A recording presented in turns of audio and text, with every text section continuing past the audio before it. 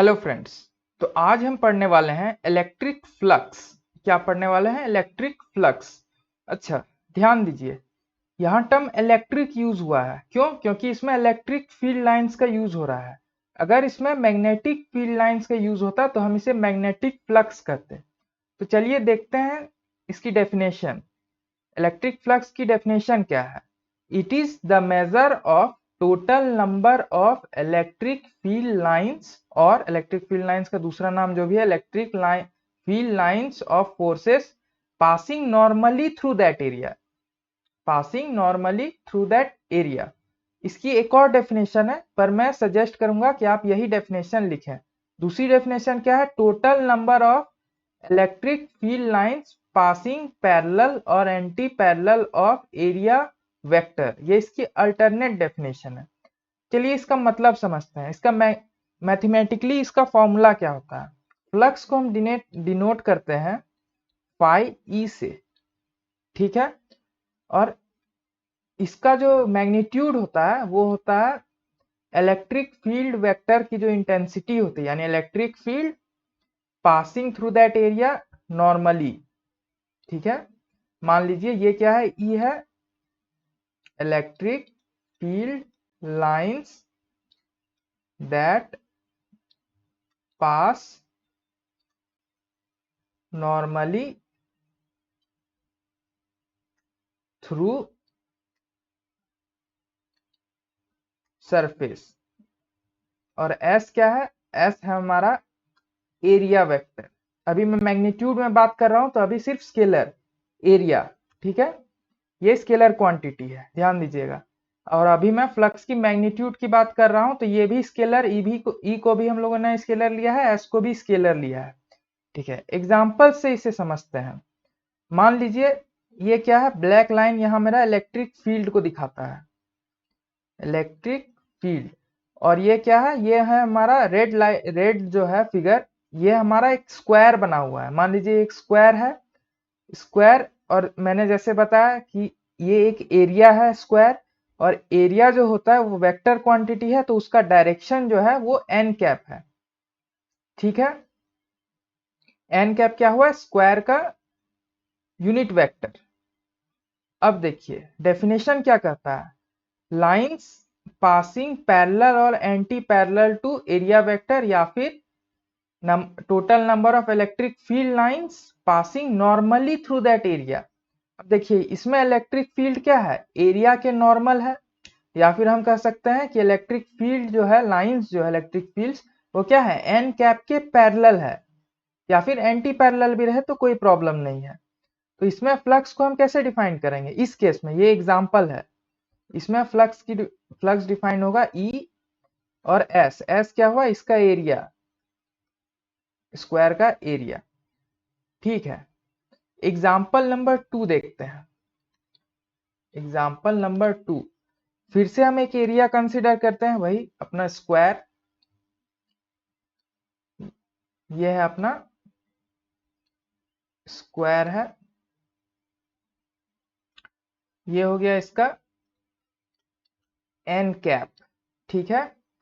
अब हम क्या कहते हैं कि इलेक्ट्रिक फील्ड लाइन कैसे पास करते हैं? ऐसे मान लीजिए इस तरह से पास हो रहा है,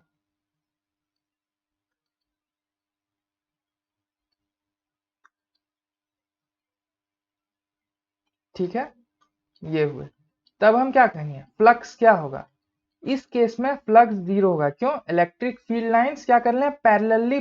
पैरेलल पास कर रहे हैं एरिया वेक्टर से, या फिर हाँ, इलेक्ट्रिक फील्ड लाइंस पैरेलल पास कर रहे हैं एरिया से, यानी जो एरिया जो हमारा बन रहा है, सरफेस जो बन रहा है, उससे पैरेलल पास कर रहे हैं, उसे पेनिट्रेट करके पास नहीं कर रहे हैं। जब पेनिट्रेट करके पास करेंगे तब हमें इसकी वैल्यू मिलेगी।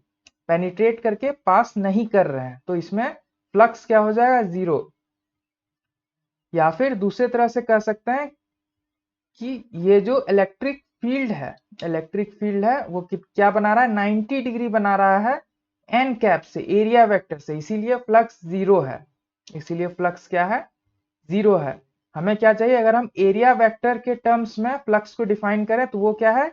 जितने भी इलेक्ट्रिक फील्ड लाइंस वो क्या है? पैरेलल हैं इलेक्ट्रिक सॉरी, जितने भी इलेक्ट्रिक फील्ड लाइंस जो पैरेलल हैं एन कैप से, यानी एरिया वेक्टर से जितने भी इलेक्ट्रिक फील्ड लाइंस पैरेलल या एंटी पैरेलल हैं वो सारे काउंट होते हैं, परपेंडिकुलर वाले काउंट नहीं होता। और जब हम एरिया कंसीडर करें तो जितने भी इलेक्ट्रिक फील्ड लाइंस जो एरिया के पैरेलल हैं, एरिया को पेनिट्रेट करके जा रहे हैं, ठीक है।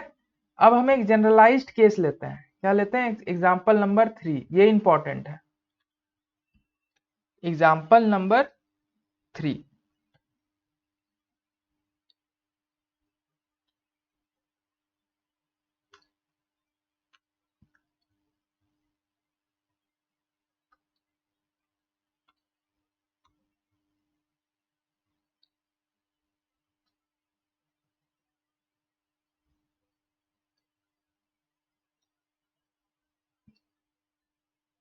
यहां से फॉर्मूला आएगा फ्लक्स का। मान लीजिए ये हमारा क्या है, ये हमारा एस एरिया है, ठीक है। ये हमारा एरिया का यूनिट वेक्टर एन कैप, ठीक है। मान लीजिए इलेक्ट्रिक फील्ड, अभी तक हम लोगों ने दो केस कंसिडर किया। पहले इलेक्ट्रिक फील्ड पेनिट्रेट करके जा रहा था एरिया को, दूसरे क्या है, पैरेलल जा रहा था एरिया का, ठीक है। अब हम क्या करेंगे, इलेक्ट्रिक फील्ड जा तो रहा है पेनिट्रेट करके, बट कुछ एंगल बना रहा है, किसके साथ, एरिया के यूनिट वेक्टर के साथ। तब फ्लक्स की क्या वैल्यू होगी। इस केस में हम क्या करेंगे, पहला केस में हम लोगों ने पढ़ा कि इलेक्ट्रिक फील्ड जब जब परपेंडिकुलर होता है एरिया का, यानी जब पैरेलल होता है एन कैप का, तो पूरा इलेक्ट्रिक फील्ड काउंट होता है। और अगर ई वेक्टर पैरेलल होगा एरिया का, यानी परपेंडिकुलर होगा एन कैप का, तब वो इलेक्ट्रिक फील्ड काउंट नहीं होता है। तो हम क्या करेंगे, इसे हम तोड़ देंगे। मान लीजिए ये ई वेक्टर है, ये टूट जाएगा दो दो हिस्सों में। मान लीजिए इसके साथ थीटा बना रहा है, तो यहाँ ये टूटेगा, नीचे गिरेगा, तो कितना होगा, ये होगा ई कॉस थीटा। और जिसके साथ एंगल नहीं बना रहा है, अच्छा इसके साथ एंगल थीटा है, तो ई कॉस थीटा, इसके साथ कितना एंगल होगा, ये 90 डिग्री है, तो ये होगा 90 माइनस थीटा, तो ये हो जाएगा ई कॉस 90 माइनस थीटा, यानी इधर इसका प्रोजेक्शन कितना होगा, ई साइन थीटा, ठीक है। तो हम ई वेक्टर को दो हिस्सों में तोड़ सकते हैं, ई कॉस थीटा और ई साइन थीटा। इस केस में भी हम ऐसा ही करेंगे, यहां हम इसे तोड़ देंगे। ये आ जाएगा हमारा ई कॉस थीटा, जिसकी डायरेक्शन किधर होगी, इस तरफ होगी, और ये हो जाएगा हमारा ई साइन थीटा। अब पहला केस ये देखिए, ये हमारा पहला केस जैसा है, इलेक्ट्रिक फील्ड लाइन है जो इधर जा रहा है, और ये इलेक्ट्रिक फील्ड लाइन है जो ऊपर जा रहा है, पैरेलल हो गया ये सरफेस का। ई कॉस थीटा क्या होगा, सरफेस के परपेंडिकुलर है या फिर एन कैप के पैरेलल है। तब हम क्या कहेंगे, फ्लक्स हम कहेंगे, फ्लक्स हमारा हो गया, एक सेकेंड, हाँ, ई कॉस थीटा की वजह से फ्लक्स कितना हुआ, E cos theta into area, ठीक है। ई साइन थीटा की वजह से फ्लक्स कितना हुआ, जीरो, क्यों, क्योंकि ये तो सरफेस के पैरेलल है, इस केस की तरह है, इसमें फ्लक्स क्या था, जीरो, ये हो गया जीरो। यानी हमें फ्लक्स की डेफिनेशन यहां से मिलती है ई एस कॉस थीटा, यानी हम इसे लिख सकते हैं flux is equals to E dot S. ये होती है प्रॉपर फ्लक्स का मैथमेटिकल ट्रीटमेंट। अगर आप नोट्स में लिखेंगे तो आप यहां से लिखेंगे मैथमेटिकली, यहां से लिखेंगे। इसका मतलब सबसे पहले आप डेफिनेशन लिखेंगे, ये पहला वाला, ठीक है। उसके बाद पहला डेफिनेशन लिखने के बाद आप थर्ड एग्जांपल से स्टार्ट कीजिएगा। ये फ्लक्स का प्रॉपर फॉर्मूला आ गया, ई डॉट एस, ठीक है। होपफुली आप लोगों को ये सारी बातें समझ में आ रही है। तो अब हम लोगों ने क्या निकाला, हम लोगों ने निकाला कि जो फ्लक्स है, चेंज इन फ्लक्स, अभी तक हम फ्लक्स पढ़ रहे थे, तो चेंज इन फ्लक्स क्या होता है, हमारा हो गया E dot change in area. क्यों? इलेक्ट्रिक फील्ड हम कांस्टेंट कंसिडर करते हैं। ये हो गया।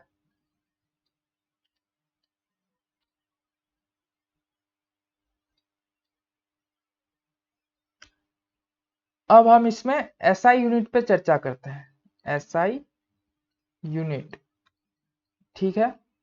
इस सबसे पहले पहला पॉइंट, फ्लक्स क्या है? स्केलर क्वांटिटी है। आप देख सकते हैं इलेक्ट्रिक फील्ड और एरिया ये दोनों वेक्टर है और दोनों डॉट प्रोडक्ट से कनेक्टेड है। जब भी डॉट प्रोडक्ट होता है तो वेक्टर्स क्या बन जाते हैं? स्केलर क्वांटिटी बन जाते हैं। पहला हो गया हमारा स्केलर। दूसरा एसआई यूनिट। एसआई यूनिट इसका क्या है? फ्लक्स क्या है? Electric field into area. Flux क्या हुआ? इलेक्ट्रिक फील्ड इंटू एरिया हो गया। इलेक्ट्रिक फील्ड का ऐसा यूनिट क्या है? फील्ड आता है फोर्स से। Force is equals to Q E, यानी E is equals to F upon Q. Force का ऐसा यूनिट हो गया न्यूटन। चार्ज का ऐसा यूनिट हो गया कूलम। तो ये इलेक्ट्रिक फील्ड का आ गया न्यूटन कूलम इनवर्स। और ये क्या है? एरिया। एरिया क्या होता है? Metre square. तो एक फ्लक्स का तो यूनिट आ गया, ये हो गया ऐसा unit newton coulomb inverse metre square. ठीक है। एक और इसका पॉपुलर यूनिट है जो अक्सर एग्जाम में पूछा जाता है, वेरी वेरी इंपॉर्टेंट। दूसरा क्या है? अब देखिए इलेक्ट्रिक फील्ड को हम पोटेंशियल के फॉर्म में भी डिफाइन करते हैं, वो हम आने नेक्स्ट चैप्टर में पढ़ेंगे। Electric field is equals to potential by length. Potential by length. तो पोटेंशियल का होता है ऐसा यूनिट वोल्ट, लेंथ होता है मीटर, यानी मीटर ऊपर चल जाएगा मीटर इनवर्स। इलेक्ट्रिक फील्ड बराबर क्या होगा? Volt meter inverse. और उसके बाद क्या हो गया? हमारा एरिया है मीटर स्क्वायर, यानी एक और यूनिट हो गया वोल्ट मीटर। ये बहुत इंपॉर्टेंट है, क्वेश्चन यहां से भी आते हैं। ठीक है। तो इस पे हम लोगों ने कंसिडर कर लिया। अब हमें पढ़ना है Gauss theorem. Very very important, बहुत ज्यादा इंपॉर्टेंट है। ठीक है। सबसे पहले मैं इसका डेफिनेशन लिख देता हूं। Gauss theorem states that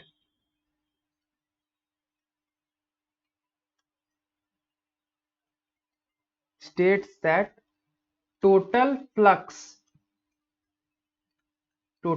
flux क्या हुआ? इलेक्ट्रिक E और ई एस कॉस थीटा या फिर E dot S flux. Total flux क्या हुआ? E डॉट एस हो गया। Total flux through a closed surface. कैसा सरफेस है? Closed surface. Through a closed surface is 1 upon epsilon not times the charge enclosed by closed surface। यह है इसका statement. ठीक है।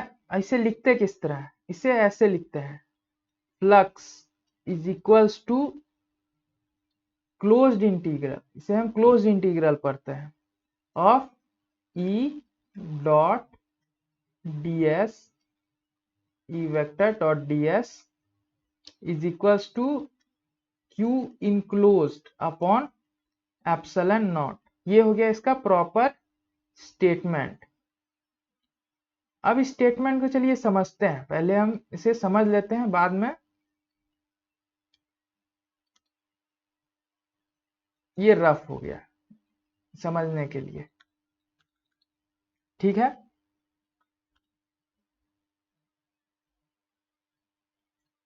सबसे पहले कह क्या रहा है? हमारा जो फ्लक्स होता है, टोटल फ्लक्स होता है, वो closed integral of E dot D S is equals to Q enclosed upon divide में है ये एप्सिलॉन नॉट। ठीक है। ये गोल क्यों है? यहाँ पहला क्वेश्चन, ये क्यों है? ये इसका मतलब होता है क्लोज्ड इंटीग्रल।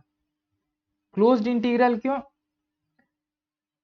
अभी हम लोगों ने क्या किया, फ्लक्स निकाला इस तरह के सरफेस का, ये एन कैप था और एक इलेक्ट्रिक फील्ड लाइन इधर, इलेक्ट्रिक फील्ड लाइंस इधर परपेंडिकुलरली पास हो रही थी सरफेस की, ठीक है। बट ये क्लोज सरफेस नहीं है, this is not a closed surface, this is not a close surface. Close surface कैसे होगा, मान लीजिए हमें क्यूब बनाते हैं, क्या बनाते हैं हम, cube.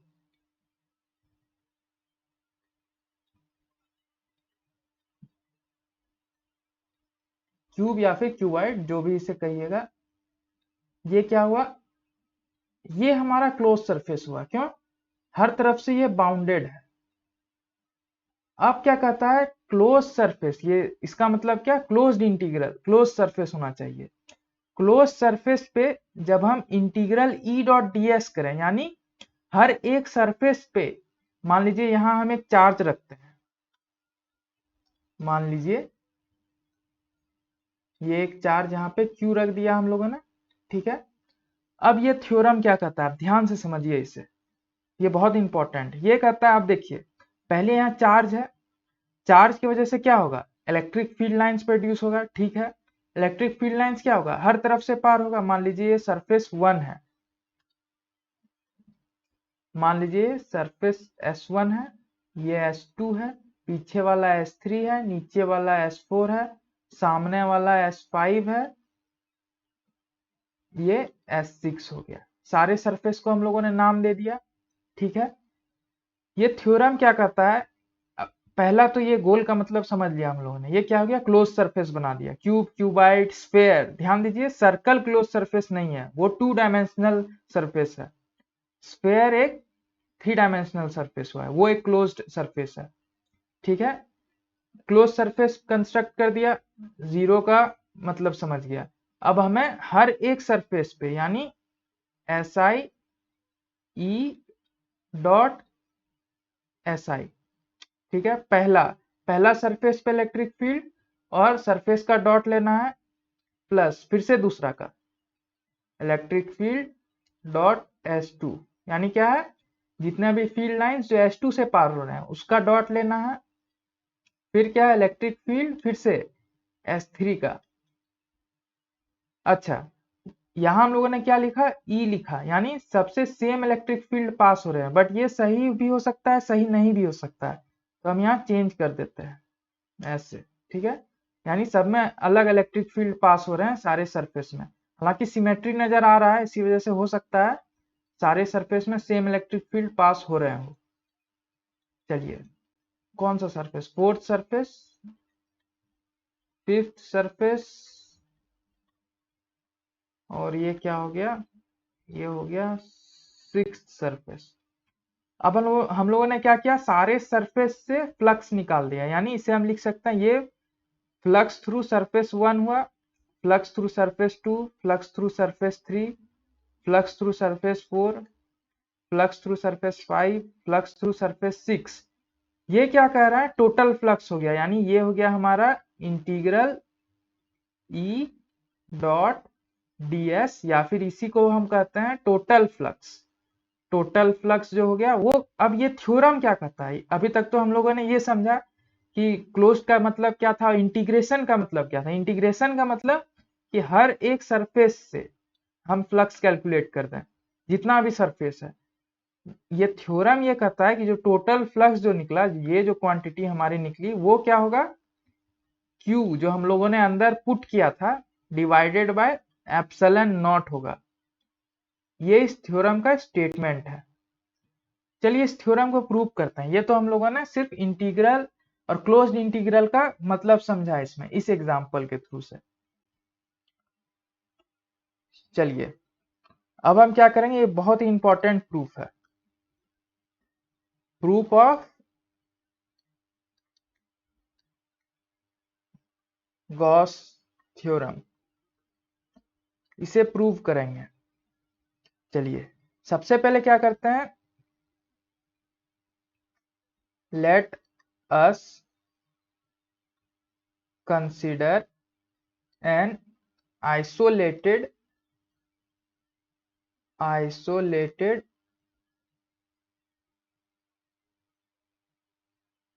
Charge Q, charge Q consider किया। अब हम चार्ज Q के इर्द गिर्द क्या करेंगे, एक स्फेयर ड्रॉ कर देंगे। अच्छा, चार्ज Q कहाँ है, चार्ज Q हम लोग का फ्री स्पेस में है, charge Q in free space लिख दीजिएगा, चार्ज Q एट या इन फ्री स्पेस, ठीक है। अब लेट अस सपोज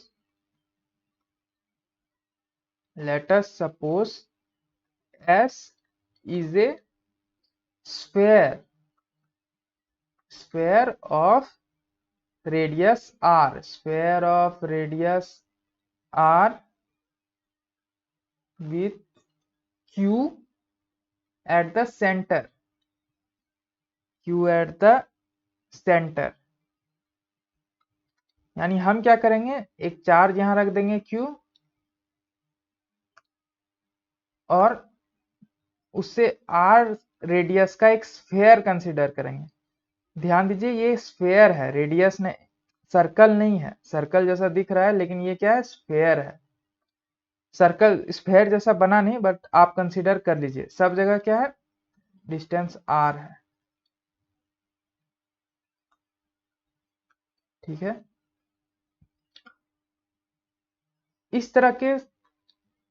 इस तरह के सरफेस को हम गॉसियन सरफेस कहते हैं, Gaussian surface.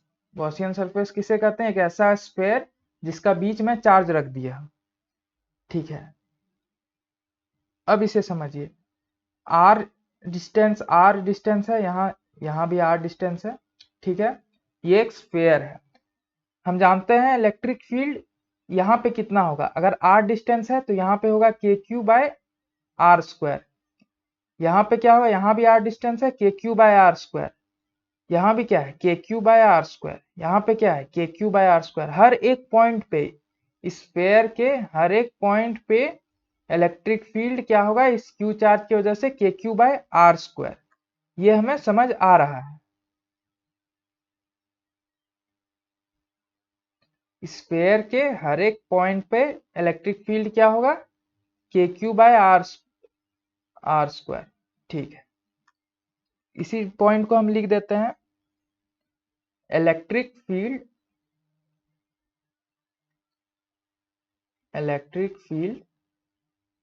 At any point in S is क्या होगा, KQ बाय r स्क्वायर। ये क्या है, एक स्फेयर है जिसका रेडियस r है और बीच में चार्ज रख दिया है, ठीक है। अब देखिए, मान लीजिए इस पॉइंट पे ही हम देखते हैं इलेक्ट्रिक फील्ड क्या होगा। हमने बताया था इलेक्ट्रिक फील्ड लाइन किधर होता है, पॉजिटिव चार्ज की वजह से उससे दूर जाता है। ये हो गया इलेक्ट्रिक फील्ड, मान लीजिए +Q चार्ज की वजह से, ये हो गया। डायरेक्शन दिखा दिया हम लोगों ने, ठीक है। हमें फ्लक्स निकालना है। फ्लक्स का फॉर्मूला क्या होता है, E.ds। तो सबसे पहले E तो हम लोगों ने निकाल दिया, ठीक है। वेक्टर फॉर्म में इसे रख देते हैं, ये हो गया। इसे हम कहते हैं r कैप, यानी r से दूर, इधर बाहर की ओर, ठीक है। दूसरा, अब क्या करेंगे, हम यहाँ पे एक छोटा सा एरिया कंसीडर करेंगे, एक छोटा सा एरिया। इसे मैं ग्रीन से दिखाता हूँ। इस एरिया से क्या किया हम लोगों ने, छोटा सा एरिया कंसीडर किया, स्फेयर पे एरिया कंसीडर किए हैं, स्फेयर के सरफेस पे। अब देखिए, area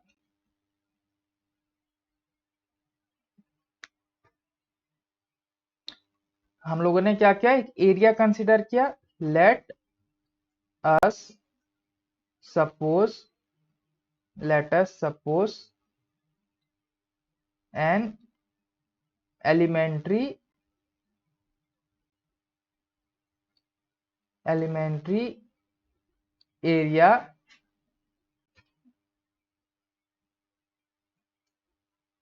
ds vector.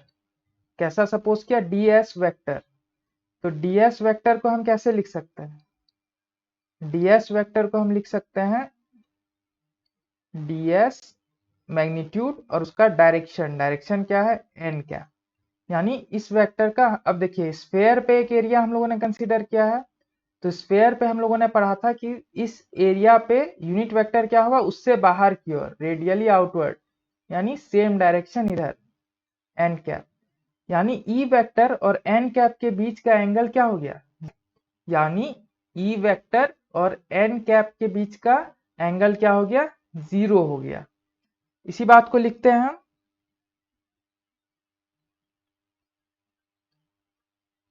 The angle made by area vector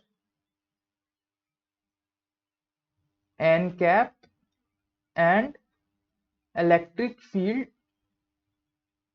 and electric field E vector is 0 degree. कितना है, 0 डिग्री। चलिए अब हम स्मॉल फ्लक्स निकालते हैं, स्मॉल फ्लक्स। स्मॉल फ्लक्स क्यों, क्योंकि हम एक स्मॉल एरिया में ले रहे हैं। स्मॉल एरिया ये क्या है हमारा, ds हो गया, ये ds है हमारा, स्मॉल एरिया है तो स्मॉल फ्लक्स पार होगा, बड़ा एरिया है तो बड़ा फ्लक्स पार होगा। तो डी फाई क्या है हमारा, इसे हम लोगों ने पढ़ा E डॉट डी एस। चलिए इसे हम क्या लिखते हैं, ई डी एस कॉस थीटा, यानी इलेक्ट्रिक फील्ड वेक्टर और एरिया वेक्टर के बीच का एंगल, एंगल कितना है, दोनों पैरेलल है तो दोनों के बीच का एंगल क्या है, 0 डिग्री है। तो इसे हम लिखेंगे ई डी एस कॉस 0 डिग्री।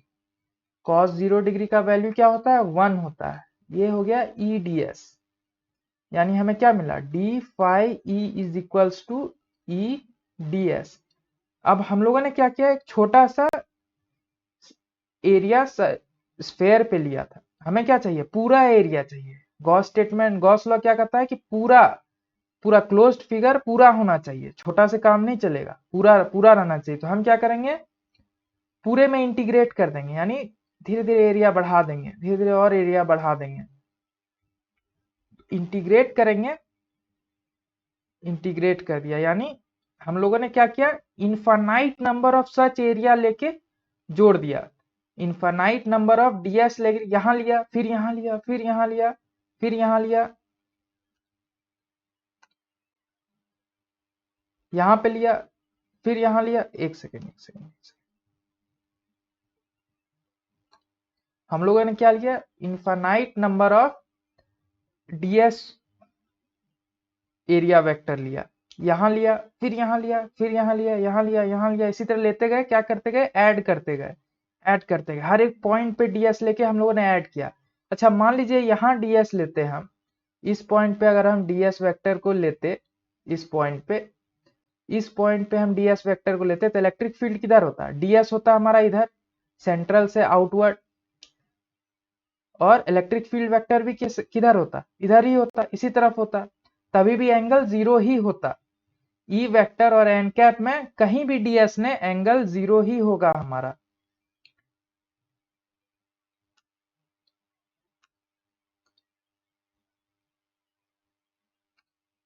चलिए मान लीजिए यहां अगर हम डीएस वेक्टर लेते तो डीएस वेक्टर का एरिया वेक्टर किधर आता, सेंटर से ही पार होता, वो कुछ ऐसा होता, एन कैप भी इधर होता और इलेक्ट्रिक फील्ड भी किधर था, इधर ही था, होता यहाँ। तो दोनों का क्या, किसी भी पॉइंट पे एंगल तो 0 ही होगा, इस पॉइंट पे भी लेंगे तो एंगल 0 होगा।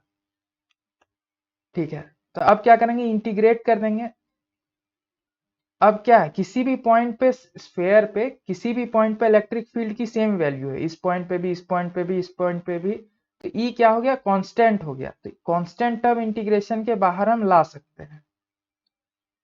ठीक है, इसे हम लिखेंगे, छोटे फ्लक्स को इंटीग्रेट किया तो हमें बड़ा फ्लक्स मिल गया, ई बाहर आ गया, ई की क्या वैल्यू है, के Q बाय आर स्क्वायर। और ये क्या है, छोटा सा एरिया किसका, स्फेयर का, तो ये इंटीग्रेट होगा तो ये क्या हो जाएगा, टोटल एरिया ऑफ स्फेयर, आप ऐसे ही इसे लिखिए, into total area of sphere. K की क्या वैल्यू होती है, 1/4 epsilon naught Q upon R square. Total area of sphere क्या होता है, 4 R square. 4 cancel, R square cancel, ये हो गया क्यू अपॉन एप्सिलॉन नॉट। देखिए थ्योरम प्रूव हो गया। हम क्या लेके चले थे, हम फ्लक्स निकाल दिए। पहले हम फ्लक्स निकाल रहे थे, पहले हम क्या कर रहे थे, ये यहां से हम लोगों ने स्टार्ट किया, ई डॉट डी एस से स्टार्ट किया। ई डॉट डी एस से निकालते निकालते हम कहाँ पहुंच गए, यहाँ पहुंच गए, यानी हमारा थ्योरम क्या हो गया, प्रूव हो गया। प्रूफ कर दिया हम लोगों ने किससे, गॉस थ्योरम को। हम लोगों ने क्या किया, बस ई डॉट डी एस किया, हम प्रोसेस को आगे बढ़ाते चले गए, हमें क्या मिल गया, क्यू बाय एप्सिलॉन नॉट मिल गया, यानी हमारा प्रूफ हो गया ये, हेंस प्रूव्ड, थ्योरम हमारा प्रूव हो गया। अब देखिए ये चार्ज कहाँ रखा था, ये चार्ज हमारा रखा हुआ था फ्री स्पेस में। फ्री स्पेस में था, if charge is in medium, या फिर इसे और अच्छे तरीके से लिखा जाए तो Gauss law for a medium, Gauss law for a medium भी लिख सकते हैं। कैसे लिख सकते हैं, integral E dot D S is equals to Q by epsilon. बस क्या हो गया, ये एप्सिलॉन नॉट जो हमारा था परमिटिविटी इन फ्री स्पेस, वो हो गया परमिटिविटी इन मीडियम। तो ऐसे भी लिख सकते हैं, एप्सिलॉन को लिख सकते हैं एप्सिलॉन नॉट एप्सिलॉन आर। ये हो गया Gauss law for a medium. ठीक है, आज का लेक्चर इतना ही है। इसमें हम लोगों ने दो बहुत इंपॉर्टेंट चीज सीखा। पहला क्या निकाला, पहला इंपॉर्टेंट चीज क्या था, फ्लक्स क्या होता है। फ्लक्स होता है हमारा ई dot D S, simple words में ई डॉट डी एस। दूसरा क्या था हमारा, दूसरा हम लोगों ने गॉस थ्योरम पढ़ा और उसका प्रूफ किया कि गॉस थ्योरम सही में जो स्टेटमेंट जो कह रहा है गॉस, वो सही है कि नहीं। ठीक है, थैंक यू।